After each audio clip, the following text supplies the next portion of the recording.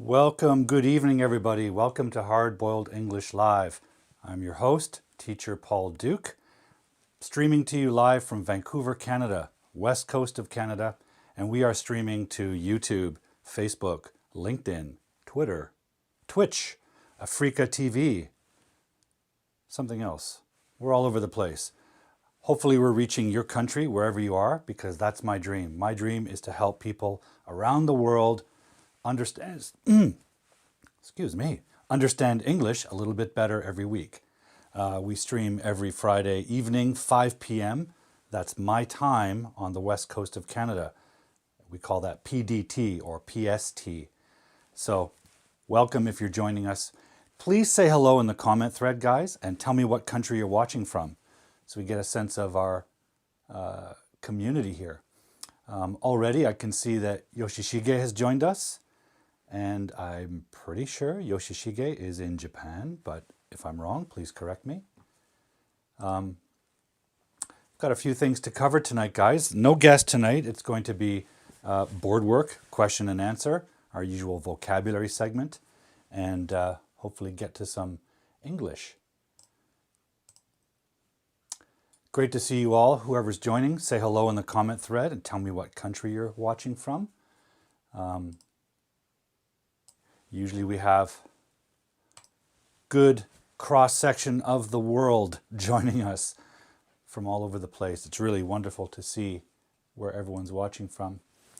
I'm really curious these days what you guys have been up to, what you're doing with your English learning these days. If you're using English in your businesses, I'd like to know about that. Let's see, let's get some comments up here on the screen and see where everyone is. Yoshishige, are you in Japan right now? Am I correct? I've been working on a few things, so I should mention those. We have Kumiko joining from Japan. Hi, Kumiko from Japan. Great to have you with us. I've been working on a few things. One of my really exciting projects at the moment is my new writing workshop. This is an online course that you can now purchase at a very low price, and you can learn more about what makes your writing good or great. There are video lessons, quizzes, worksheets, all kinds of materials.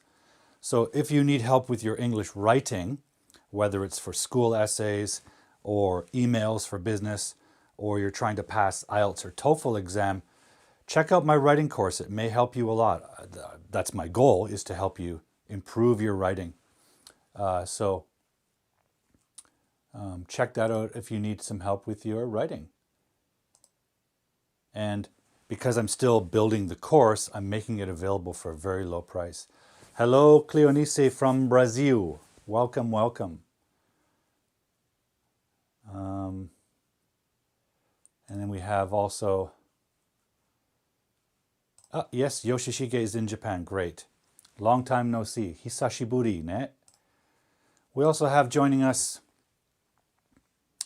Mutana. I can't remember what country you're in, Mutana, but welcome. Can you tell us what country you're watching from? I think it was Iraq, right? Iraq? Iraq, I think. Maybe I'm wrong. Can you say that in the comment box? Tell me where you're from. I think last week you told me you're from Iraq. Great. Well, welcome to the show, everybody. Again, say hello in the comment thread. Tell me where you're watching from. We get a sense of where our community is, where our friends are. So that's great. And again, let me just say this again. I do have a new course available. It's open now. Just go to,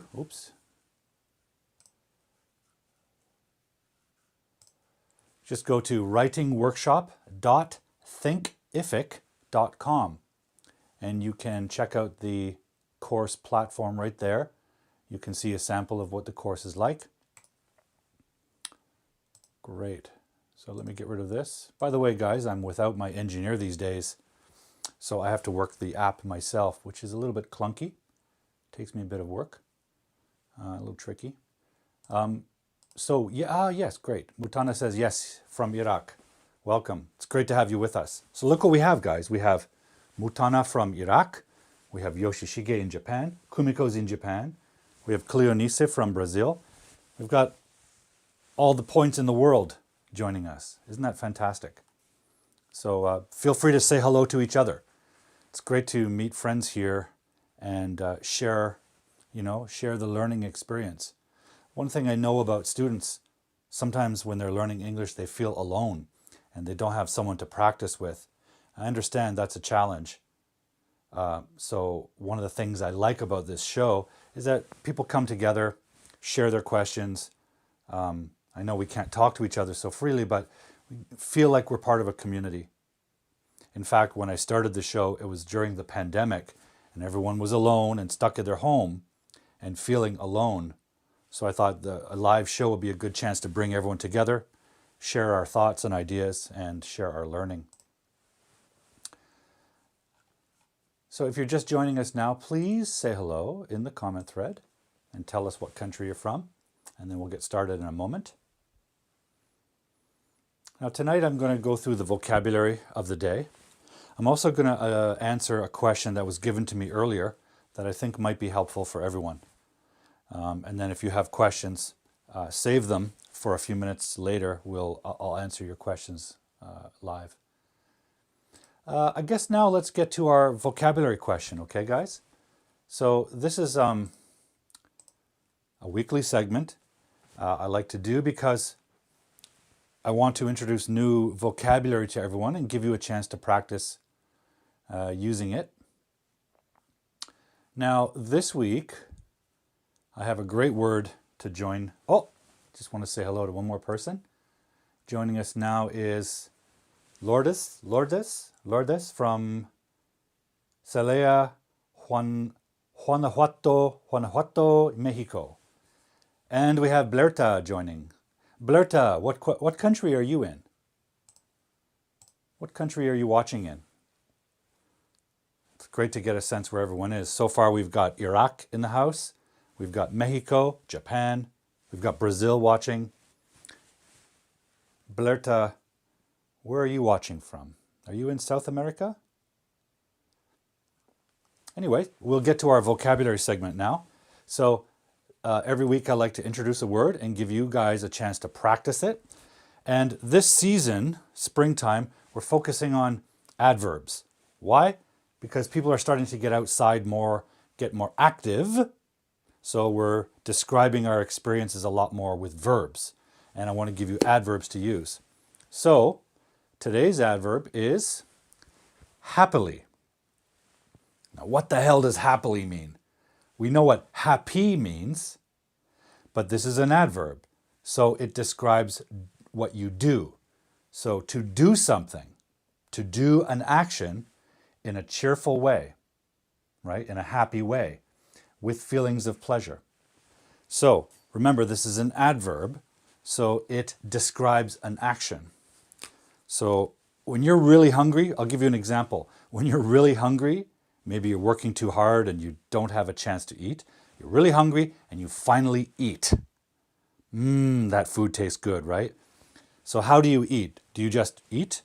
No. You eat happily. Right? So you eat, oh, look what I've got here. I've got the logo in the way. Let's get rid of that. You eat happily. So happily is the adverb and it's describing the verb.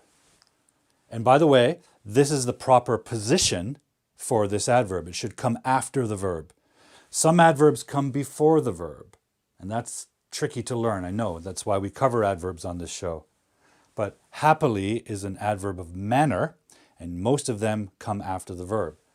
Here's another example. I work with lots of students from around the world, and students have to work hard, especially to learn English. It's hard work. There's no easy way. There's no magic formula. You have to work hard. You should study. You should learn new words and sentences and grammar, And most important, you should practice. And that means writing practice, that means speaking practice, it means listening practice, and it means reading practice. And if you really want to be a good student, you should enjoy it. So we could say, she studied, let's use past tense here, she studied happily. So this means she studied in a happy way. She did that action in a happy way. While she did that action, maybe she was smiling or laughing. She enjoyed it. So remember, guys, you need a verb, and the happily adverb should come after the verb and tell us how you did that. Adverbs can tell us how something happened. Adverbs of manner, like happily, tell us how she did the action, how I ate, how I did that action. It's not describing me. That's the adverb, happy, right? Paul is happy. That describes me. This is the adverb. It describes the verb. So now I want you guys to try it. I want you to make a sentence with this kind of structure, and I want you to choose your own verb, your own idea, and use the adverb happily and write it in the comment thread, okay? In the meantime, I'll say hi to some new viewers. Oh, my friend Zulkarnin. The famous Zulkarnin is here. Zulkarnin, welcome, welcome, my friend. And Zulkarnin, I believe, is in Pakistan. Yeah, so loudly is also an adverb of manner. It comes after the verb, right? It tells us how, in what manner he speaks, what way he speaks. Okay, it doesn't describe him, it describes his speaking, right? Maybe he thinks quietly, maybe he eats quietly, but he speaks loudly. So good example. But I want you guys to make examples in the comment thread with happily. We've got one already. Cleonisi says, I sleep happily after a difficult day. Fantastic. Sleep happily, right? After you work hard all day and you're just exhausted, that kind of sleep feels really good, right? Some sleeps are kind of boring. Sometimes you have a lot on your mind and you have many things to do. You kind of don't want to sleep, right? Because you want to solve your problems first. I'm like that. Sometimes when I work on a project, like a video or something, and I know I have lots of work to do, I don't feel like I should sleep. So I don't sleep happily. It takes hard work to get to sleep. But in the case of after the project is done, after the work is done, after a difficult day, yeah, sleep happily. Great example. Great example. Okay, I mean, and by the way, that was a nice complex sentence. There were more than 3 words, right? I'm using a very simple structure here that you can build on. There's more words you can add, but this is the basic structure of the adverb happily. Verb plus adverb happily. So you can build on that structure or make a really simple 3-word sentence for me. Either way, give me an example here.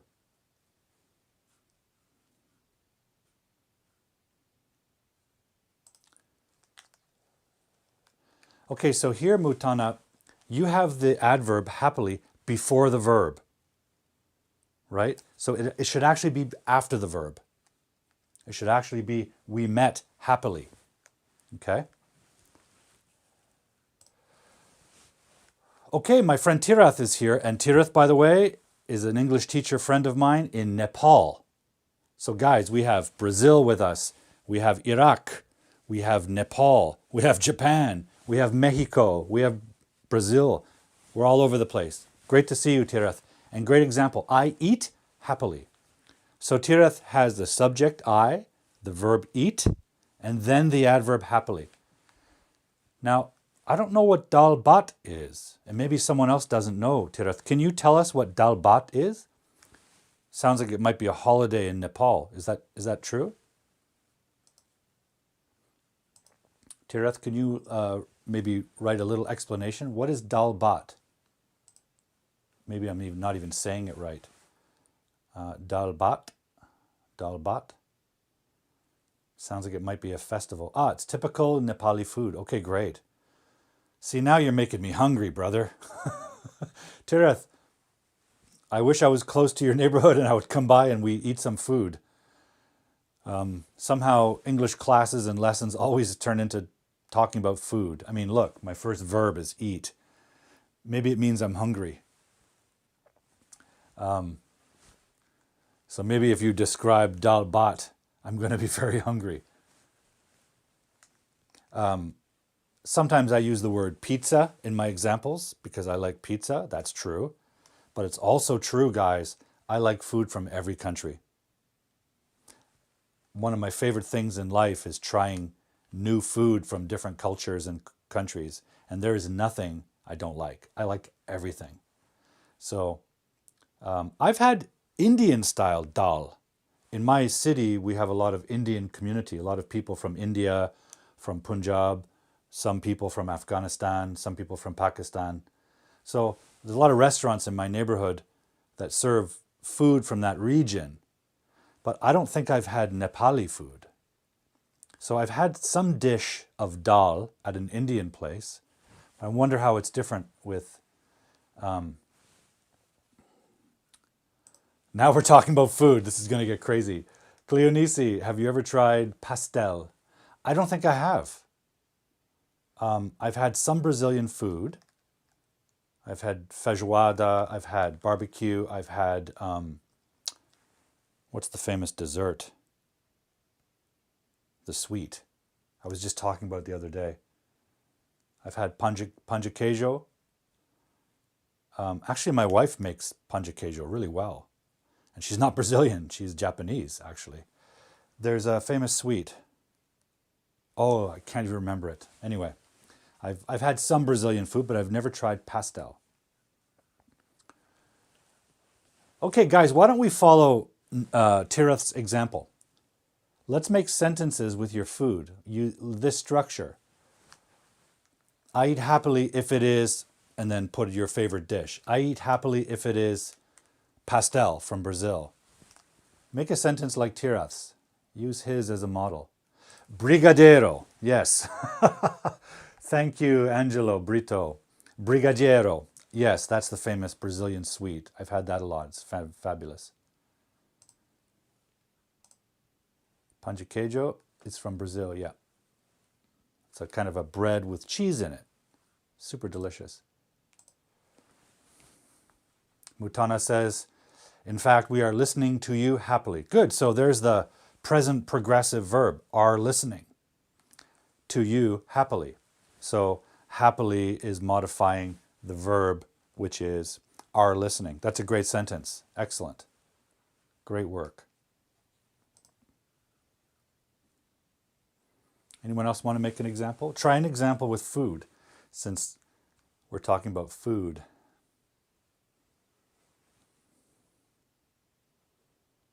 Anyone have an example? Use the adverb happily. A little bit of a quiz, a little bit of an exercise. To do something in a cheerful way with feelings of pleasure, right? We know the adjective, happy. I am happy. He is a happy teacher. But this is the adverb, so we have to modify a verb. So I want you guys to try that. And put a food word in there. I eat brigadeiro happily. Sweet tamales. Now that's interesting. I've had tamales, but not sweet ones. I've had tamales with chicken and pork, but I've never had sweet ones. That sounds fantastic. Incredible. So maybe in Mexico, sweet tamales are like a snack, or is it a dessert you eat after dinner or after lunch? Sounds fantastic. You know, in the USA, in areas like California or Texas, there's a lot of Mexican food because there's a lot of people from Mexico. But in Canada, we have a small Mexican population, a small community. So I love Mexican food, but to be honest, there's not a lot of Mexican restaurants here. We're just so far north. I think not a lot of Mexican people come to live this far. They usually stay in the States. So we miss the opportunity to have great Mexican restaurants. There's a couple, there's a few, and there are Mexican people here. It's just a small community, not a lot of people. So I've never had sweet tamales. It's my loss. Okay, acai. I eat acai happily. Acai is very delicious. I've had that. I guess it's a kind of fruit, right? Very healthy fruit. Acai happily. I eat acai happily. I wonder how you eat it. Do you eat it just plain, like the fruit? Or do you mix it with something? Zulkarnain says, welcome. He is a king vlogger. Wonderful. Well, guys, if you have no more examples, I'm going to clear my board and answer a question.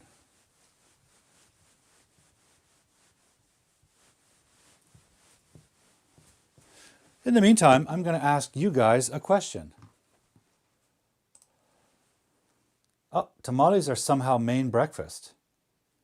Okay. And Cleonice says, it's a kind of ice cream. Ah, yeah. You know, in Canada, we don't have a lot of fruit. We grow some fruit, like apples and blueberries or strawberries. No problem. But we don't grow as many fruit as you do in South America. Obviously, you guys have the best fruit. So to buy acai in Canada, we have to import it, and it's usually frozen. So in Canada, most people eat acai like ice cream or in a blended drink, like a smoothie. Some restaurants even serve it like an alcohol drink, a cocktail. Most of the time I've had acai, it's like a paste, frozen, and you can mix it with yogurt or ice cream or shake, smoothie.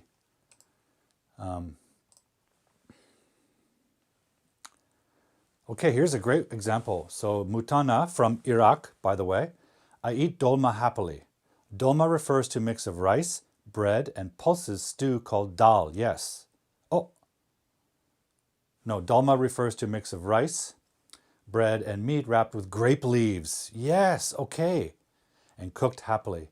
Now, I've never had Iraqi dolma, but it sounds similar to something I've had from a Greek restaurant. Rice wrapped with grape leaves. I've had that Greek style, but it sounds like Iraqi version is a little bit different. And Yoshishige says, dal bhat consists of steamed rice and a cooked lentil or other pulses stew called dal. It's a staple food in these countries. Bhat or chawal means boiled rice.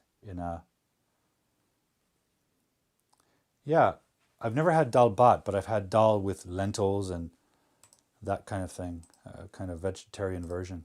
Very interesting. Okay, I'm going to get rid of our word of the day, guys, and move on to a question. And I'm going to ask you a question now. Where is it? Yeah, here's the question I want to know about you guys lately.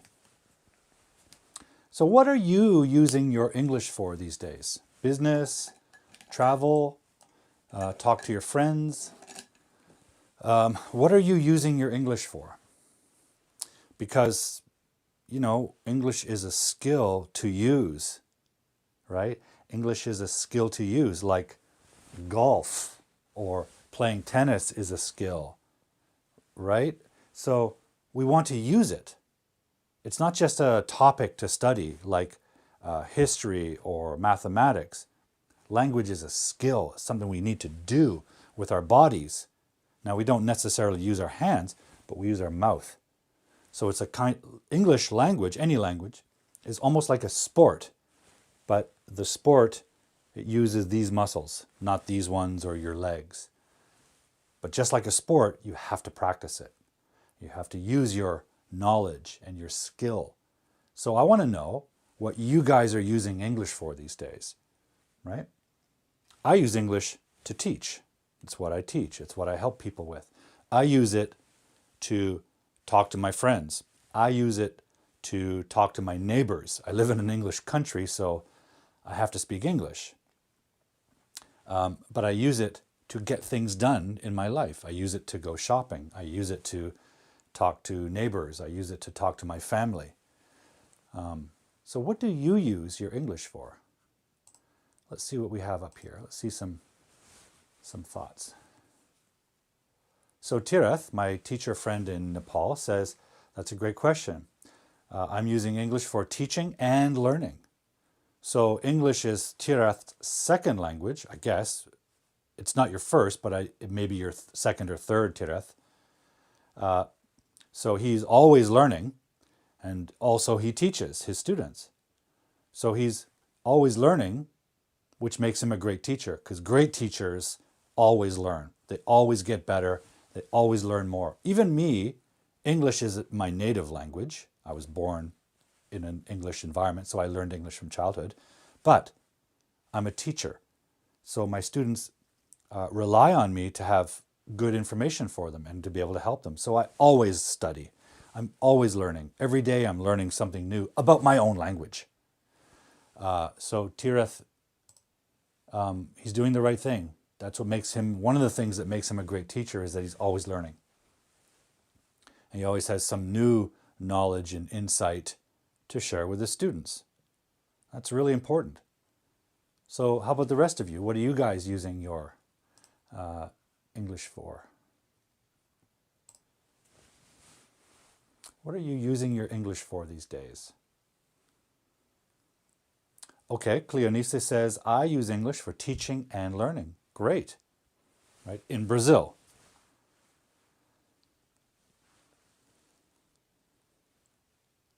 So Cleonice is another teacher, I believe, if I'm not mistaken. And I think, Cleonice, you work with children or teenagers in Brazil. So you teach them English, but you're always learning too. That's fantastic.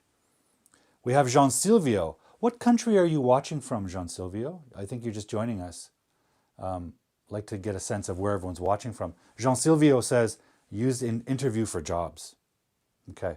Tell me something, Jean Silvio. If you get a job, do you use English in your job? Why is the interview in English, I wonder? Mutana says, I use English to enhance this mutual relationship among others abroad. Now I'm teaching. See, that's fantastic.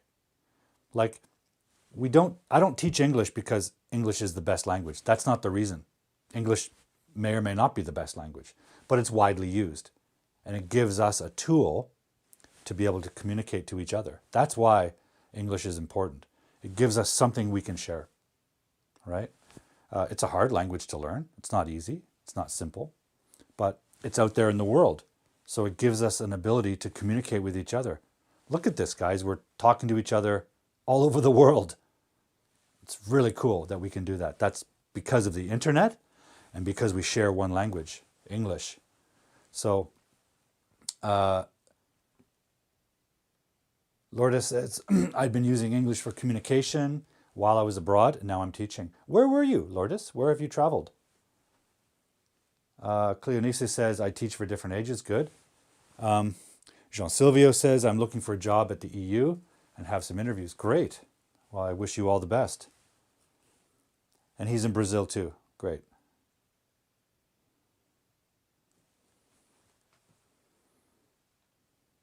Fabulous. Cleonice says, I have students from 6 to 35. Wow, that's an amazing range. Wow. And of course, they all need different kinds of teaching and help, right?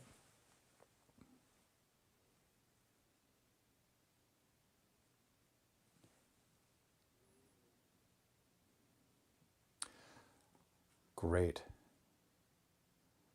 Yoshishige, I'll answer that question in a couple of minutes, for sure. Yeah.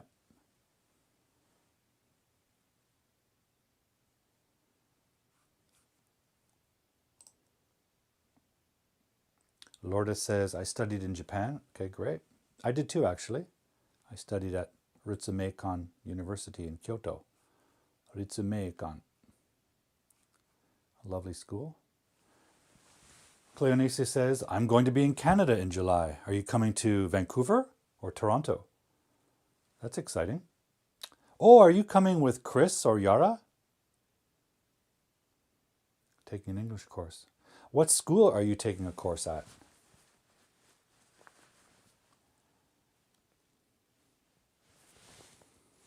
Great.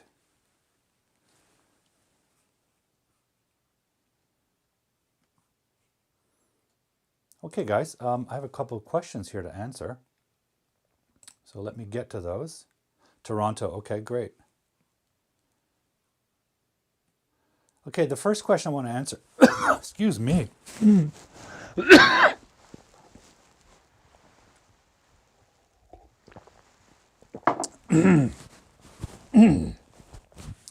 Boy, oh boy. I lost my voice there, guys. Excuse me, I need some water. Okay. So this question was sent to me earlier today. How can I use the word quite? I'll make a sentence using the word, and then we'll break it down and identify what it's doing grammatically. I ate quite a lot of pizza. Can you see that, guys? I ate, quite a lot of pizza. Well, let's identify the parts of the sentence, first of all. We have our subject, we have our verb, and we have our object, the thing we ate. A lot of pizza. Okay. So what's this? Right? That's our noun, that's our object, our noun phrase. So this is actually an adverb. However, it's not the kind of adverb that's modifying this. It's actually not. It's not modifying our verb. What it's doing is modifying this part of the phrase, right? It's modifying quite a lot. And it means to a certain level. So we could just say, I ate a lot of pizza. That's possible. I ate a lot of pizza. But if you want to emphasize that lot, like not just a lot, but a super lot, you can say quite a lot. And it gives us sort of a reflection, a sort of comment on how much that lot of pizza is. Quite a lot, it almost expresses surprise. Well, I surprised myself. I ate so much. So it really ends up taking this idea and pushing it higher, making it more intense, okay? That's one way to do it. Another way to do it is to emphasize an adjective. I'll give you an example. She looks happy. Okay, so we have subject, verb, and we have an adjective here, which is describing the subject. Okay, this is an adjective complement, if you want to know the terminology. Okay, so the adjective happy is telling us about she, about the woman. But happy is kind of boring. She looks happy. If we want to say that she looks like more than just happy, a lot of happy, intensely happy, we can add the word quite. She looks quite happy. So this is an adverb, but it's intensifying the adjective. It's making the adjective stronger. Quite happy, right? Like to the highest level of happy. Not just regular happy, this is like extra happy, okay? So that's basically how to use quite. Okay, I just see an interesting comment here.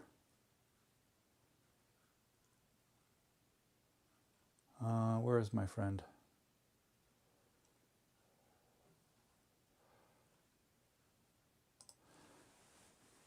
So Mutana says, based on your great way and friendly style, it will be great to add a live friends directly. This will be really fabulous. Well, I think you're new to the show. The show has been this show has been running for 2 years, Mutana, and every second week I have guests. So actually next week I'll have one guest on. Is that what you mean? Having another person on screen with me? I'll have a guest next week. On my YouTube channel, in fact, Mutana, you can find recordings of all the old shows. So I'm going to put the link in the chat box for you, and you can see all the old episodes with other guests.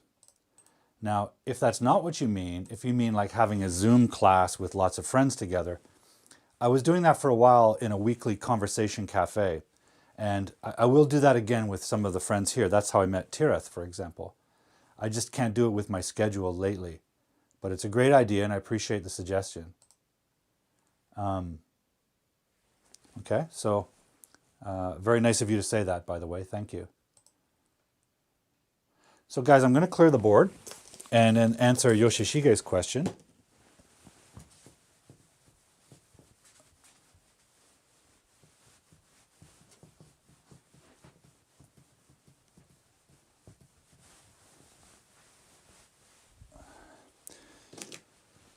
Okay, so let me just find the question. Hopefully I won't lose my voice. Okay, so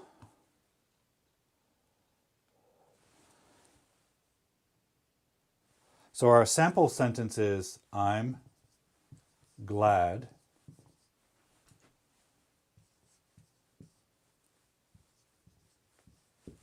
Is that too faint? Guys, that's too faint. Too soft. I'm going to get a different pen. This one is dying. New pen. Okay. What was it? I'm glad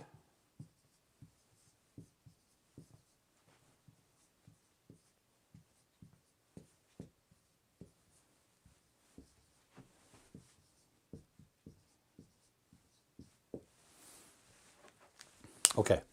I'm glad you enjoyed dinner. And Yoshishige is wondering if something needs to be here. Do we need another word or particle there like the or her? Right? Do we need that in front of dinner? Well, Yoshishige, the answer is quite simply, no, you don't. Because dinner is the object. Dinner is the thing you enjoyed. Subject, verb. But over here we have an adjective clause, right? Or actually it's a noun clause if you really want to be specific. It's a relative clause that's connected. This is the idea, this is the missing word that's connected. Now you don't need it, but what it tells us is that this whole thing is really our object. And inside it, we also have another subject, another verb, and an object. And enjoyed is a transitive verb which needs an object. You can't just, it's like the word like. You can't use like with no object. I can't say something like, she likes. That doesn't work in English. It works in Japanese, by the way, right? But in English, you need an object after a verb like like. You have to like something. I like sushi. I like pizza. I like you guys. And enjoyed is a transitive verb too. You have to enjoy something. Now, can you put these particles there, these pronouns or these articles? It's possible. When do we use the? We use the to refer to something specific. How do we know if something is specific? Something is specific when the other person you're talking to already knows what you're referring to. Okay? For example, right now if I said, guys, look at the book. Look at the book. You're probably wondering, teacher, what book? There's no book, right? So the book, if I say look at the book, you don't know what specific book I'm talking about because I haven't made it clear already. But if I said something like,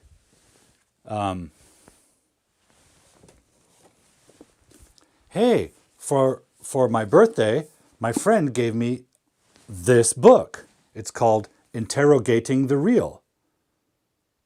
Now I've introduced the book for the first time. Now you guys are familiar with a book which I got on my birthday. So now, if I said, guys, did you see the book? You know which book I'm talking about because I've previously identified it. So it is possible to say the dinner if, in this conversation, the other person has already been aware of which dinner you're talking about. This is the problem with learning English just with a single sentence. This is not a full story. This is not a conversation. I have no idea what came before this. I don't know the context. And what makes a word specific is the context, right? For example, now, guys, I can say, hey, remember the book? Because you've already seen it in our context. We're sharing a context, this live show. And a few moments ago, I showed you the book. And you know what it looks like, right? Remember the colors? What color was my book? It's white. It's got some yellow on it. It's been introduced to you. Once it's been introduced, it becomes specific. If I say, hey guys, remember the book I got for my birthday? Your memory works. Now you remember which book. So the is possible, but we need more information. Are we talking about a specific dinner? It depends on the sentences that come before this, right? If this is part of a paragraph and you said, me, or let's say, I had a dinner party. I invited Bobby, Sue, and Yoshishige. And then Yoshishige said, I really loved our dinner. Now I could say, I'm glad that you enjoyed the dinner, because we're already talking about it in earlier sentences. But in this sentence, it wouldn't make sense. Let's test it. Watch what happens. So we don't know the story, we don't know the context. Just say to your friend, I'm glad you enjoyed the dinner. What if I said to my friend Tireth, hey Tireth, I'm really glad you enjoyed the dinner. He's going to say, teacher, which dinner are you talking about? I have dinner 7 days a week. That's 7 every week. Every week I have 7 dinners. In a month, that's 28, 30 dinners. In a year, that's 52 dinners. No, it's not. Sorry, now we're getting to math. Forget it. No math for Teacher Paul. But you see what I mean. There's a lot of dinners to choose from. Which dinner are you talking about? The article the must point to something that's already been made specific in the context. Now I have a very, very detailed video about this topic, about how to use articles. And I'm going to put the link here for you because I think it's really good to refresh your memory and knowledge about articles. They're very important in English, and they're also tricky to use. So I'm going to give you the link to my video about articles because it explains it much better than I can live. Because my videos contain animations and little stories that give you that context. Now, what about her? I'm glad that you enjoyed her dinner. Okay, that is possible. It's possible. So let's try it. I'm glad, let's say I'm having a conversation with Tireth. Hi Tireth, I'm glad you enjoyed her dinner. So in this sentence, we have 3 people involved. We have I, we have you, Tireth, and we have her. That's possible if Tireth knows who her is. Who is she? Who are we talking about? Whose dinner? Right? So it's possible. But in this sentence, we have no context. We don't know the story. I don't know what dinner we're talking about. I don't know if a woman or a man hosted the dinner and cooked the food. I don't know. So in this sentence, this one's possible. No article, right? This is possible and that's possible if we have more context. They're all possible, but it depends on what you're talking about. Now, here's another example of how this one would be fine. My wife and I live together and we share dinner together. So if we go to dinner together, we share that context. We share that little story, that situation. After dinner, maybe when we walk home from a restaurant, she might say, oh, dinner was delicious. She doesn't need to say the dinner because I know which one she's talking about. We just had it. So she could say, oh, dinner was excellent. And then I can say, oh, honey, I'm glad you enjoyed dinner. She knows which dinner I'm talking about. I could say the dinner. I could say our dinner. I could say the dinner. It's all possible. But we need a larger story here. We need a context, right? But if you're going to use the, you absolutely must, the other person you're talking to in the context must already know which one you're talking about, which dinner, because the points to something specific. Remember my book? The book? You know which one I'm talking about, right? If I ask you what color it is, you remember. Why? Because it's a specific book. It's been made specific by our shared context. So when you're deciding to use articles or not, there are several considerations, several things you need to think about.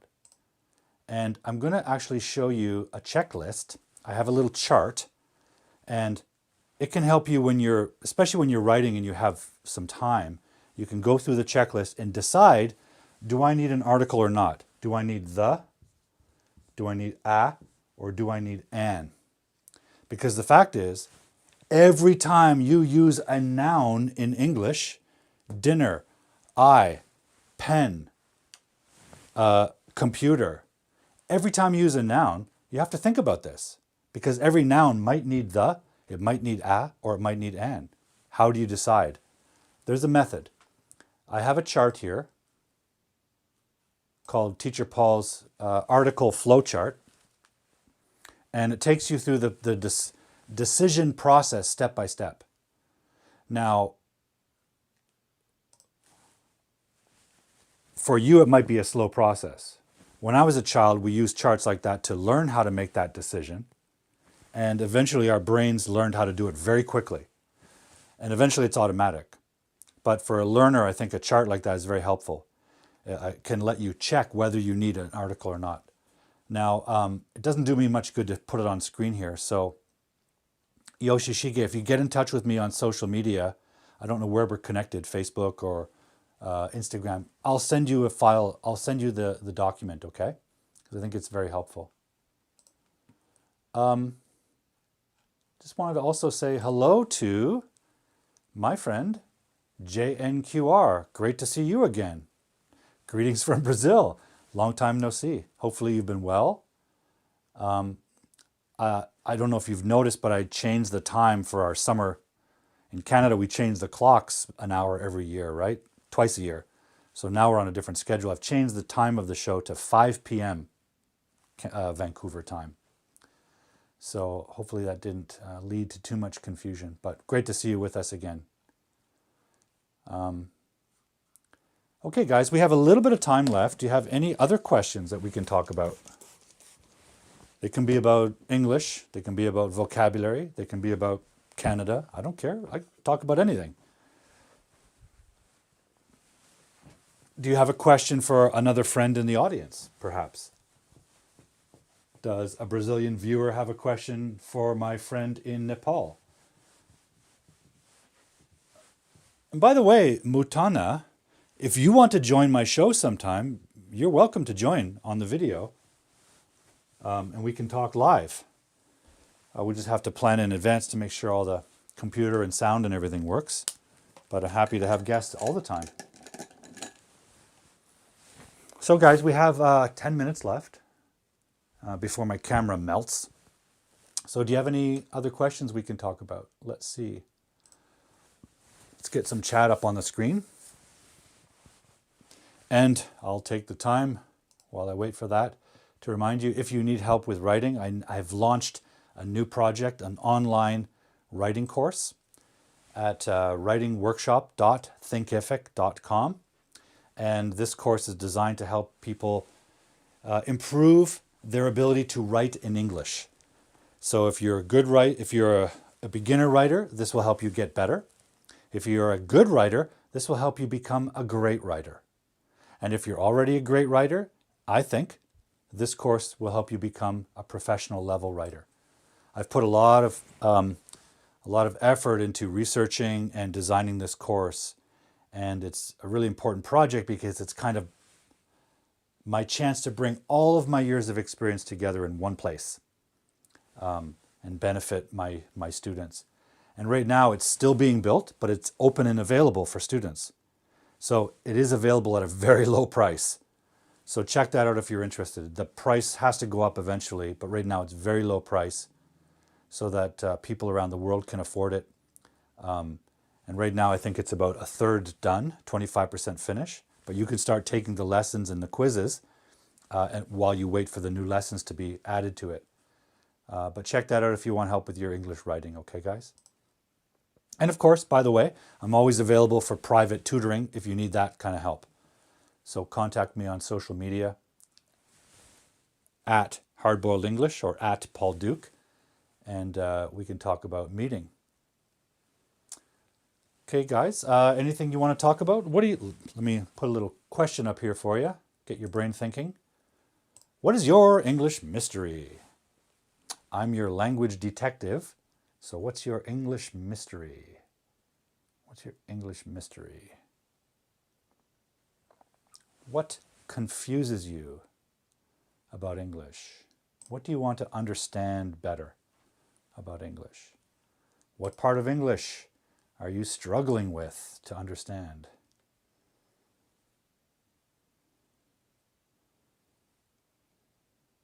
Okay, we've got a question here. Let's go to the captions. Oops, the chat.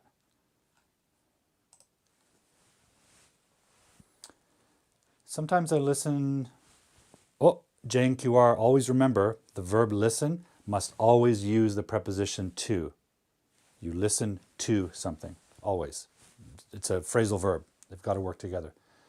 Or you can say, I hear some character on TV saying, me and my friend went to the movies. Yeah, so this is a great question.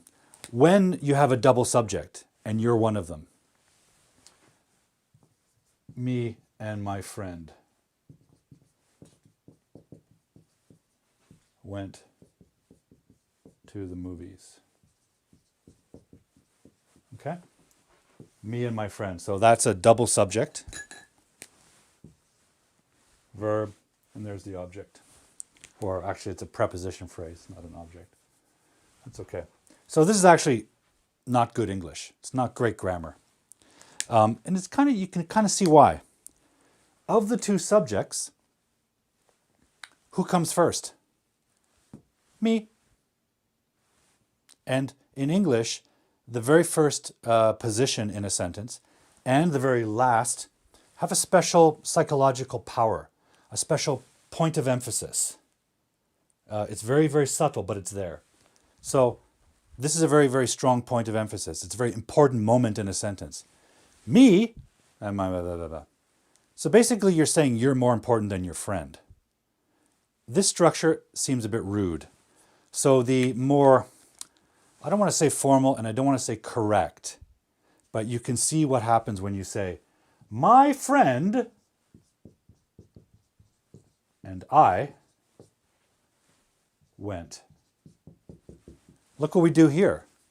My friend comes first. My friend is more important than me to mention. I mention my friend first. They get first position. That's polite. That's respectful. It puts you second. So that's why this traditionally has been the more acceptable or accurate way of structuring that double subject. On the other hand, if you're part of a double object, the rule doesn't really apply. The movie was seen by me and my friends, right? So if we have a passive like this, it doesn't really matter if it's passive, but if you have this as the subject, and that's your verb, me and my friends, so I'm first and my friends are second. Here it doesn't really matter because the movie gets the point of emphasis. The movie is the most important thing. The movie is the subject. And we're way down here. And by the way, watch what happens.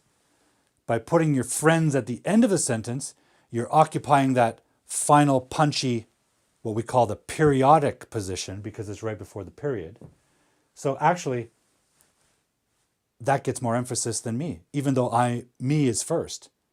So there's a subtle effect that happens in English with these two positions, the first position and the last position.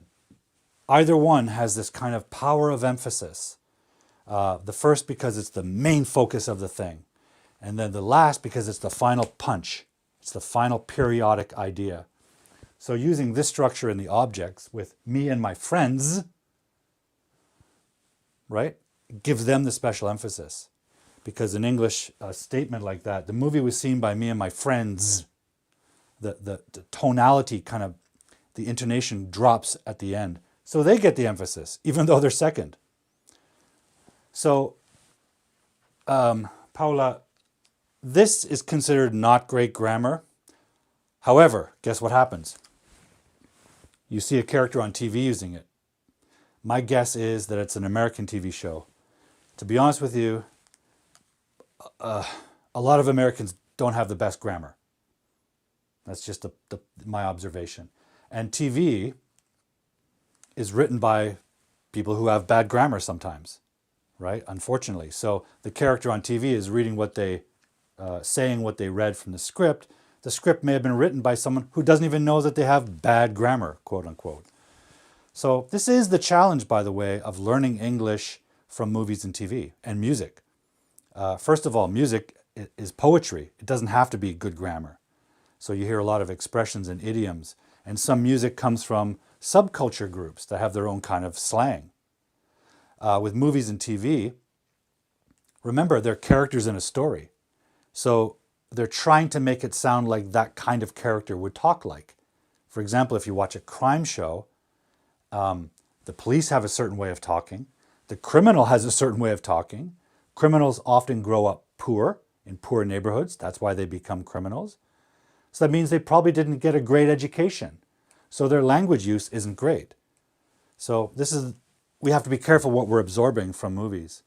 For you though, because your English is excellent and you're an educator, you should think about using this structure and modeling it for your students. Because in the end, it's more polite to say it this way. Put your friend first, right?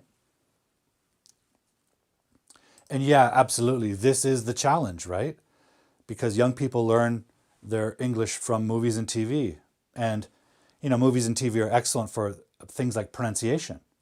You can, if you don't have an English friend to talk to or an English teacher like me to talk to every day, you don't get to hear examples of English.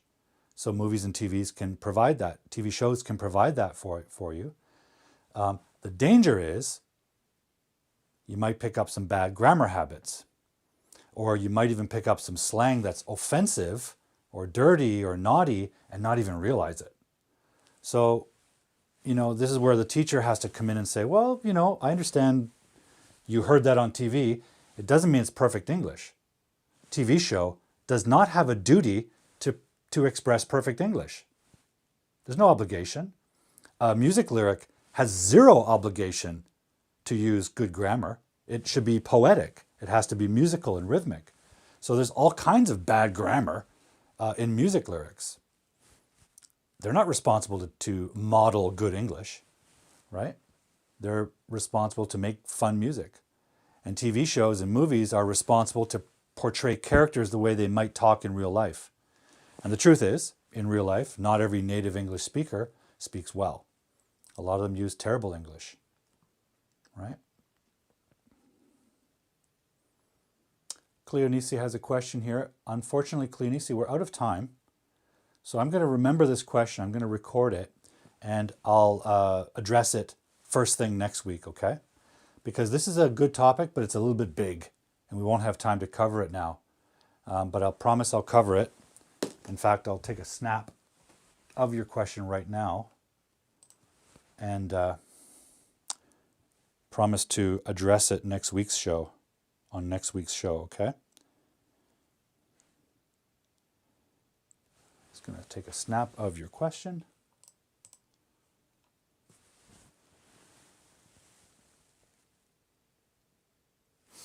I will tell you one thing about those words, just to help you, because it sounds like you encounter this issue in your teaching.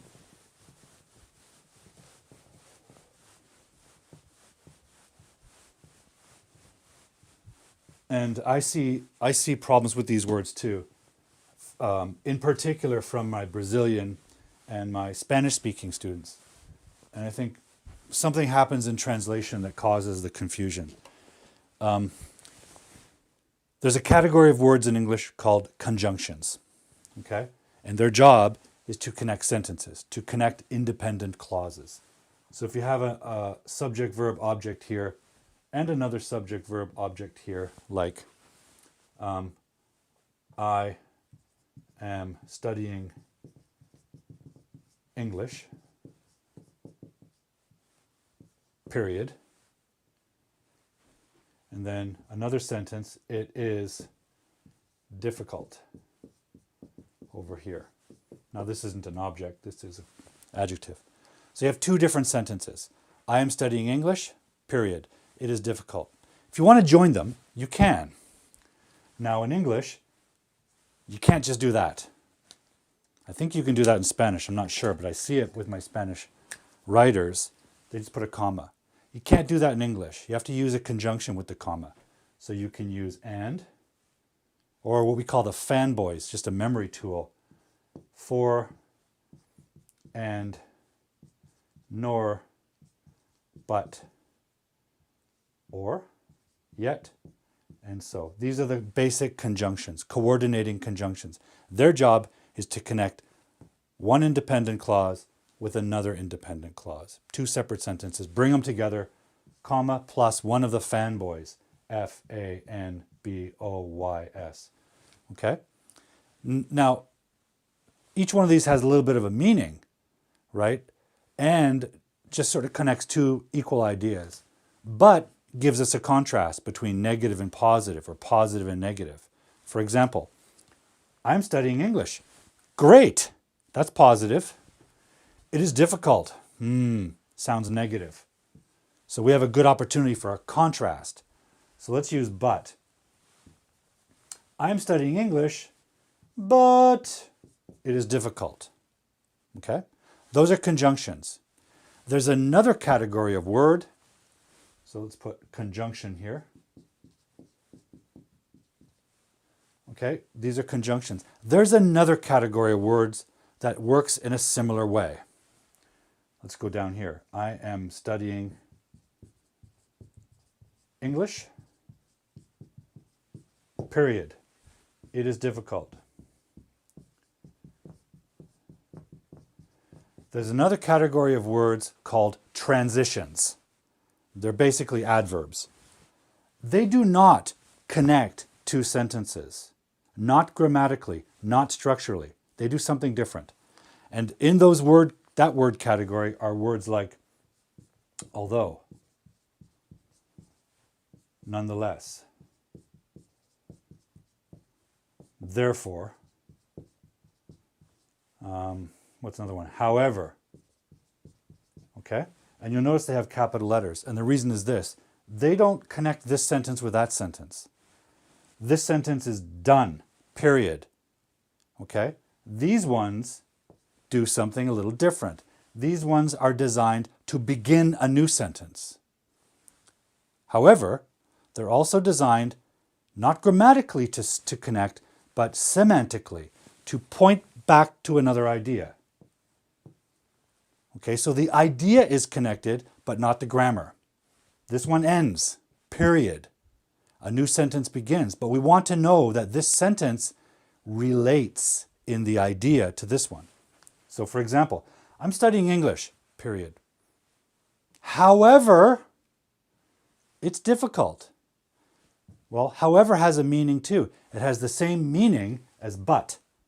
It contrasts. Okay? Positive, I'm studying English. Difficult is kind of a negative idea. However, I'm studying English, period. However, comma, it's difficult. Okay? However, starts a new sentence. That's its job. It's called a transition word or subordinating adverb. Lots of words. Doesn't matter. It's designed to begin a new sentence. However, connects to the other idea. It doesn't connect them grammatically into one big sentence, but it connects it into a flow of ideas. Okay? Although doesn't work quite the same way. Sorry, it shouldn't be here. What I meant was I see a lot of students, Spanish-speaking students or Portuguese-speaking students who do this. Although, comma, it is difficult. Wrong word. For that idea, you should use however. Okay? To start a new sentence but contrast the old sentence, use however. Although doesn't work like this. Although works like over here. Although it is difficult, comma, I am studying English. So this is like a third category. This is why I wanted a little more time to do this because I use up my board.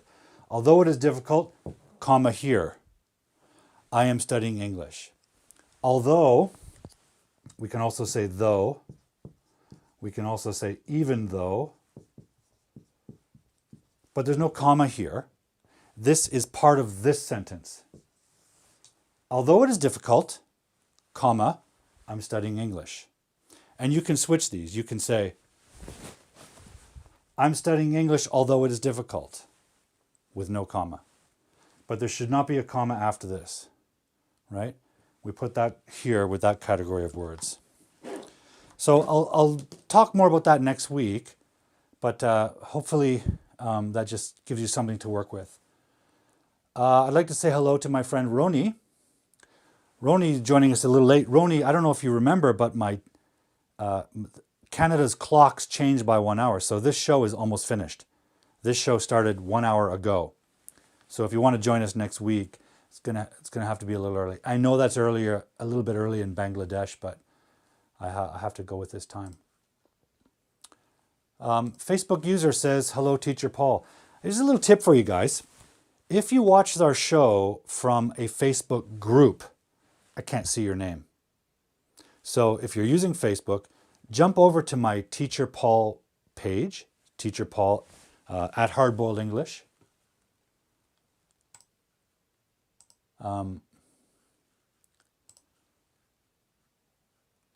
Okay, Maha, thank you. Yeah, if you watch from a Facebook group, for some reason I can't see the names pop up. But if you watch from my profile or my Teacher Paul page, I can see your name like this. And of course, if you watch from YouTube, we can see your name as well. I mean, it's fine to watch from YouTube. I mean, it's fine to watch from a Facebook group. I just can't see your name. So, hello, Maha. Great to see you here. Great to have you here. We're just about to finish before my camera melts. We have English O Canada. Welcome, English O Canada. Great. Great to have you all here. I'm just about to finish up. I changed the time of the show to 5 p.m. Every week with the change of the clock. So just want to run through this and say hello and goodbye, sorry, and thank you to Yoshishige, who joined us. We had Kumiko from Japan with us. We had Cleonice with us from Brazil. Matana from Iraq. Mutana from Iraq. Lourdes from Mexico. We had Blerta from I don't know which country. My friend Zelkarnin, who I believe is in Pakistan. And we have Learn with Tirath. Tirath joining us from Nepal. And we talked about food, which made me very hungry. We had Angelo Brito with us, also from Brazil, I think. Yes. We had Zulkarnain King, another Zulkarnain, fantastic. You guys are amazing. We also had with us Jean Silvio from Brazil. We had with us, I'm missing somebody and I don't want to. Paula, my friend from Brazil, Jean QR.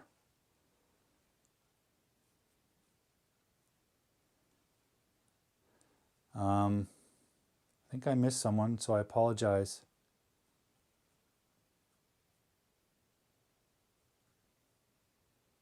Roni from Bangladesh, yeah, thank you. Joining us just now is Chin-hee Kim. Greeting from South Korea. Hi, welcome. We're just about finishing the show. Chin-hee, thank you for joining us. The show starts at 5 p.m. Vancouver time, and now it's past 6 p.m. So next Friday, if you want to watch the show, try to join at 5 p.m. Pacific time. We're on the west coast of Canada in Vancouver, but thank you for joining us. And of course, you can watch the recordings of this show on YouTube. And I'll put my YouTube channel link in the box so you can catch up with all the videos. We also had Letty Sanchez with us. Letty's from Mexico. Thank you for joining us. So here's the link to the YouTube where you can watch the recording of the show. Thank you for that, for saying that, Maha. It's great to see you again. I'd like to have you on the show as a guest sometime soon. Let's talk about that. Catch up with all your goings on. Guys, it's time for me to wrap up and say thank you and goodbye. My equipment's about to melt down and burn my house down, so I better stop. Thank you all for joining the show. It's always a pleasure to be with you and to share our community worldwide. Nepal, Brazil, Mexico, we have Japan, we have South Korea, Iraq, Pakistan. We have such a variety of places where people are watching from, and for me that's a great honor, and it's great fun to meet you all and to share this. Another person from Japan's joining. Gosh, everyone's joining now. Maybe I should start the show at 6, not 5. This is great. Thank you for joining us, but we're just about to finish. So yes, guys, I have to get going. Thank you very much for joining the show. We'll be back next week at 5 p.m. Pacific time, Vancouver time. So check in at 5 p.m. If that's too early for you guys who are in Asia and the Middle East, maybe I'll change the show's time back to 6. Let me think about that. Feel free to contact me on social media, guys. You can find me, of course, at Hardboiled English. For those of you who need help with writing, don't forget I have opened a new online writing course. It's being offered now at a very low price that will change. Go to writingworkshop.thinkific.com. I will put the link to that. Oh, actually, I don't think I can.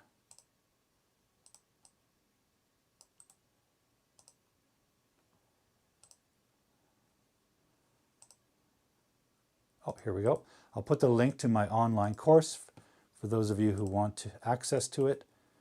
There it is. Until the next time I see you, everybody, I'd like you to continue practicing your English. Think about the questions you want to talk about next week. I wish you well. I want you to stay healthy, stay safe, and until I see you next time, I'd like you all to stay cool.